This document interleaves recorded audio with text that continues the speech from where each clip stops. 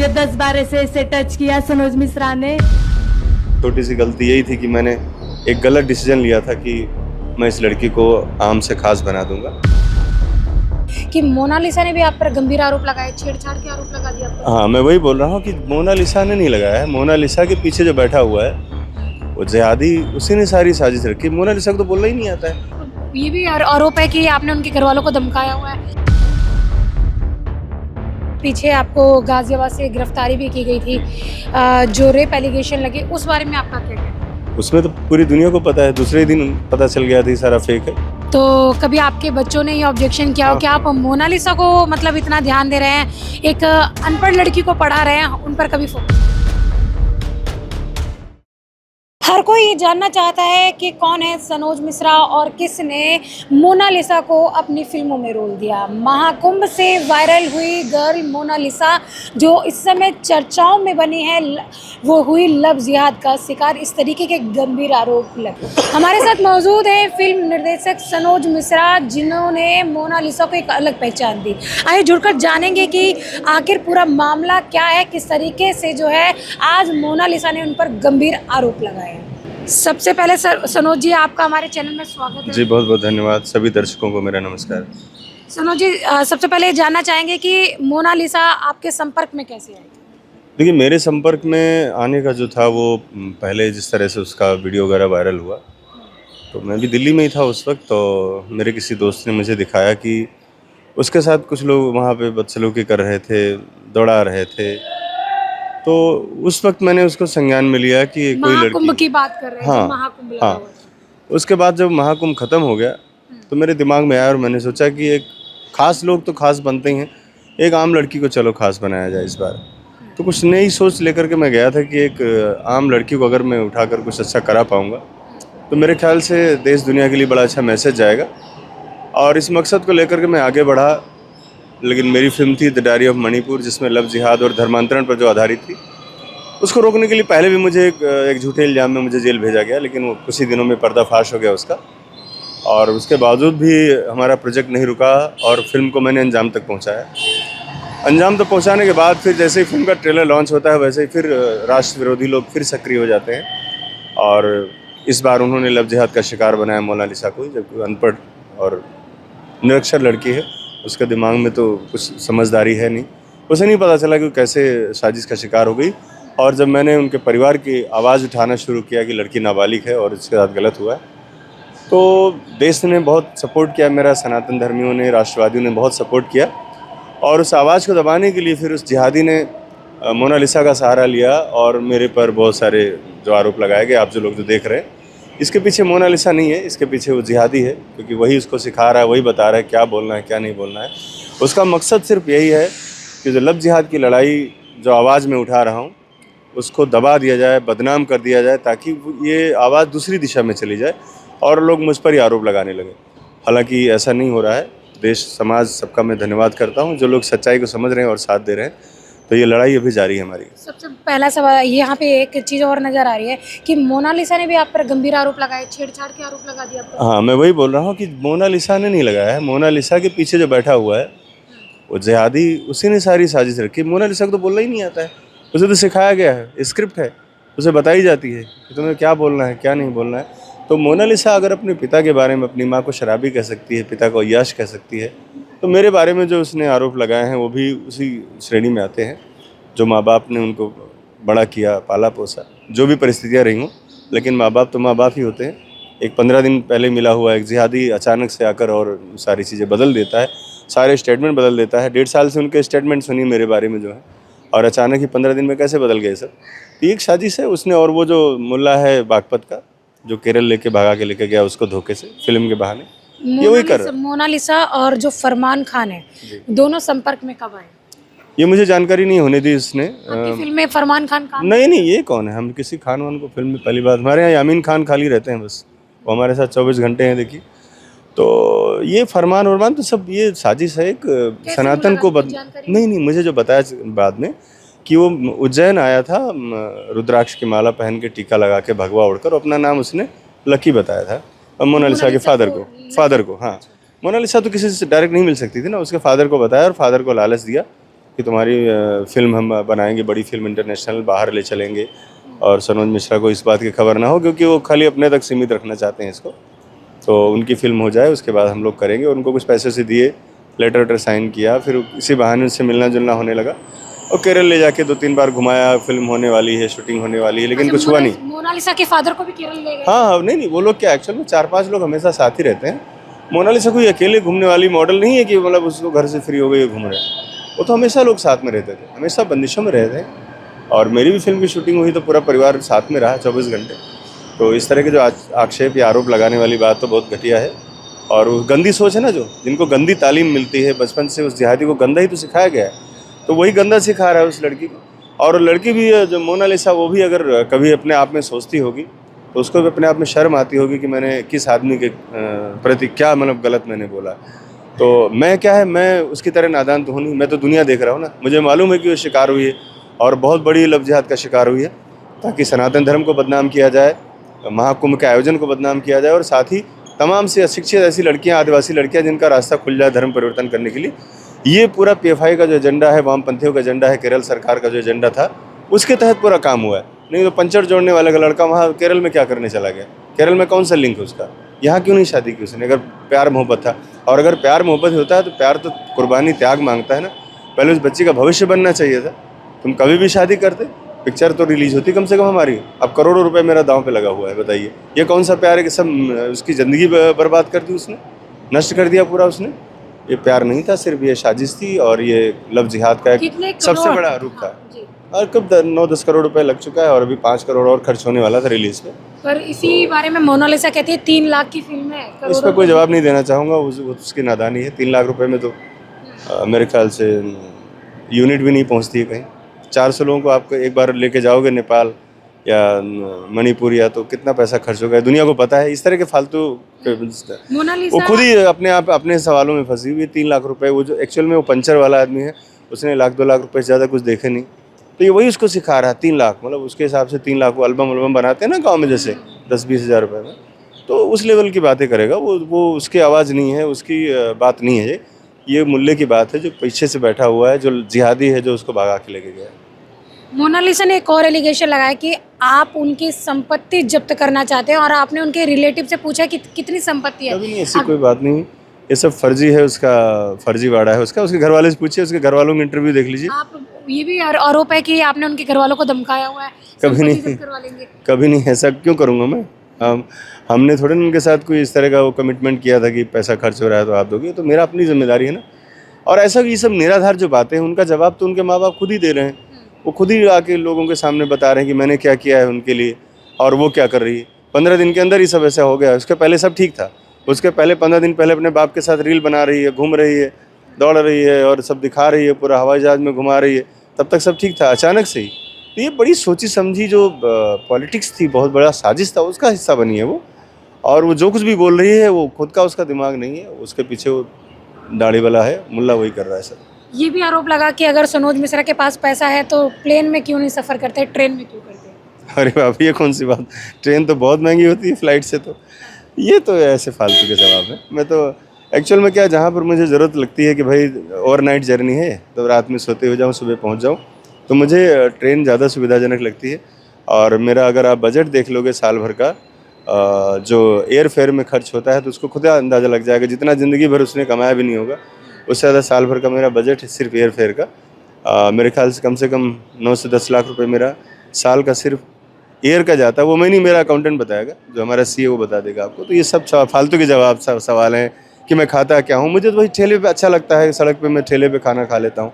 तो ये तो मेरी अपनी पर्सनल चीज़ है ना, इसमें किसी का क्या लेना देना। मुझे ट्रेन में सफ़र अच्छा लगता है तो मैं करता हूँ, मुझे पास समय रहता है तो मैं करता हूँ। तो इसके पीछे पैसा होना ना होना क्या होता है? पैसा मेरे पास तो है नहीं।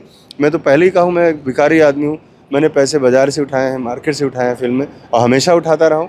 मार्केट से पैसा मेरी गुडविल पे मिलता है, मेरी ईमानदारी पे, मेरी मेहनत पे, और उसी गुडविल पे मैंने पैसे उठाए, और उसी से मैं काम करता हूँ, उसी से कमा के लोगों को भी देता हूँ, और उससे मेरा अपना खर्च चलता है। ये मेरा सिस्टम है। तो इसमें मैं बोलूँ कि मैं अंबानी हूँ या मैं बहुत बड़ा राजा हूँ, तो ऐसी गलत बात है।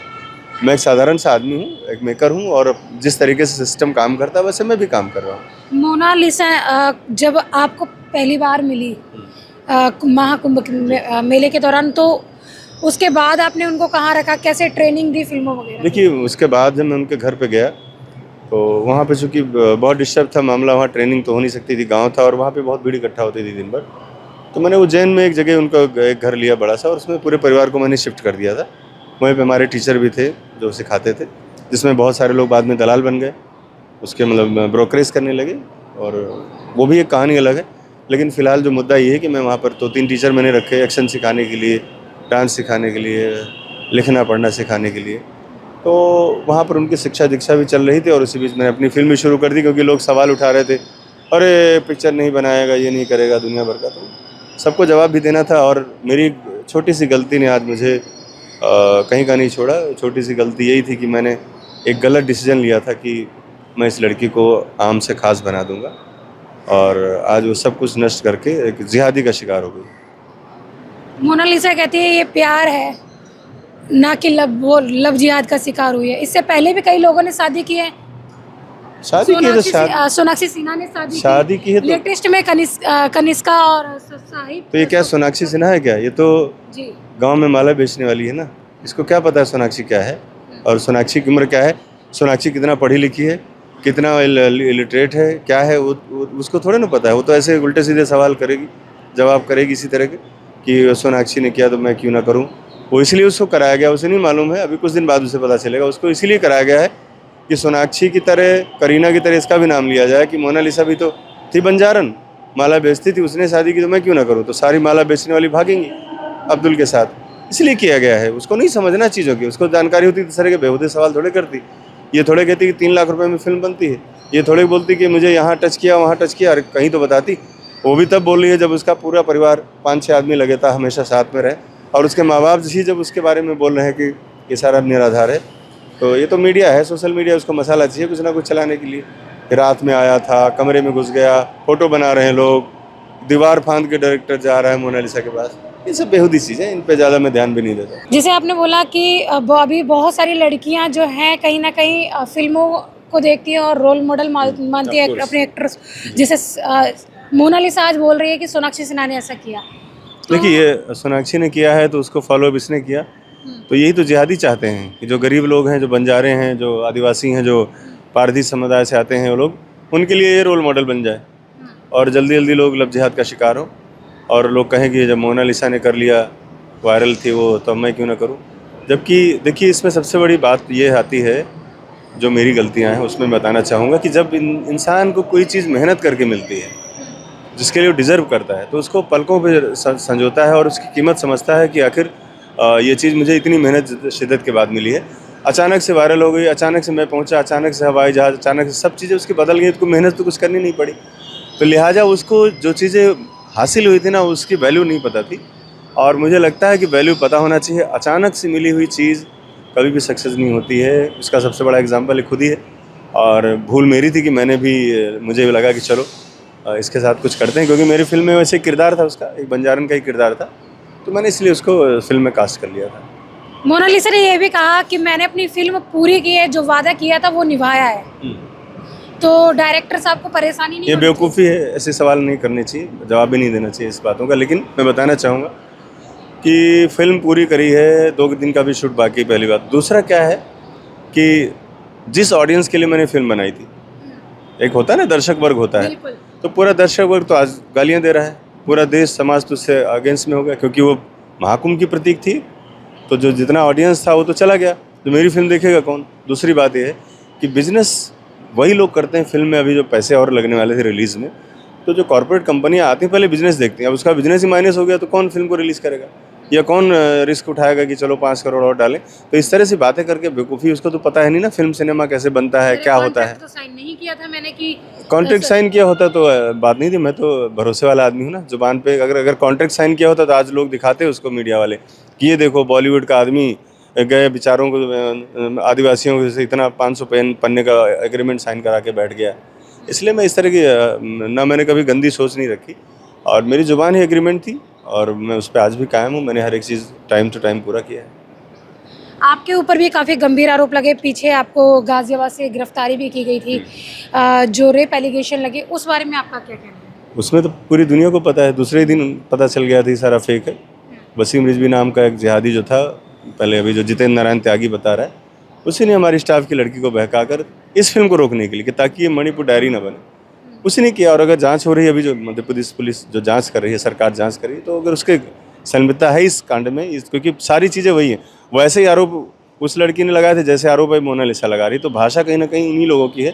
अब पूरा रैकेट है पूरा, ये बागपत से लेके वसीम रिजवी लेके ये सब पूरा चैनल है केरल तक आप का। मुद्दों पे आधारित फिल्म बनाते हैं। बिल्कुल बनाता हूँ, क्योंकि जिंदा होने का प्रमाण ही है। नाचने गाने वाली फिल्म तो सभी बना रहे हैं, और बना के पिज्ज़ा खा के लोग कैफ़े कॉफ़ी डे में बैठ के अपने घर में सो जाते हैं। मैं सड़क पे रहता हूँ, थ्रेड झेलता हूँ, लड़ाई झगड़े, जान जोखिम, कोर्ट कचहरी, पुलिस मुकदमा, जेल। तो मुझे लगता है कि मैं वो साधारण जैसे लोग अपना आए गए और कल्चर को ख़राब करने के लिए, नंगी लुच्ची फिल्म बनाने, अश्लीलता फैलाने के लिए, तो मैं वैसे काम नहीं करता। आपको मणिपुर फिल्म बनाने की प्रेरणा कहाँ से?